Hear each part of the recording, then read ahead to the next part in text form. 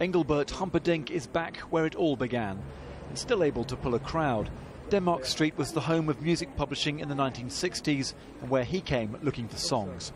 There used to be vans all lined up over here with musicians in it, and anybody who wanted, if you wanted somebody to work at the weekend with you, you just bang and say, anybody want to work, you know, and they'll say, heads come out, say, yeah, we'll do it, where are you going? Sheffield, okay, let's go, you know. Please release me, can you see? Englebert Humperdinck crooned his way to international stardom, but in the early 60s he was a struggling musician hanging out on Denmark Street, and he wasn't alone.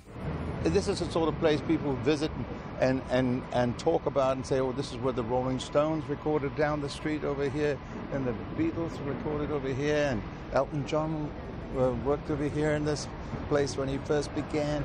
Campaigners fear that as Crossrail moves in, the music stores will be priced out. They want rates to be frozen and the place declared a heritage zone. Perhaps on the face of it, Englebert Humperdinck is an unlikely face to see here trying to save Denmark Street. But I think that's the point, that so many artists from so many different walks of life owe their success to what happened here. But the fear is that if we lose Denmark Street as it is today, perhaps the stars of the future will have nowhere to come and start that journey. The owners of the 12 Bar Club are keeping the movement alive. Adele and Keane's careers started here, but the owners think their stage is under threat. The equivalent's happening here in this very room, 7 nights a week, where all unsigned bands are coming, who are the modern-day equivalents, potentially, of the Rolling Stones or Donovan. They're coming here to do it now. You don't know who they are now, but tomorrow they'll be saying, we started here. There is no doubt Denmark Street is set to change. This is the vision put forward by the developer Consolidated Group. It plans to create a Walk of Fame and new music venue.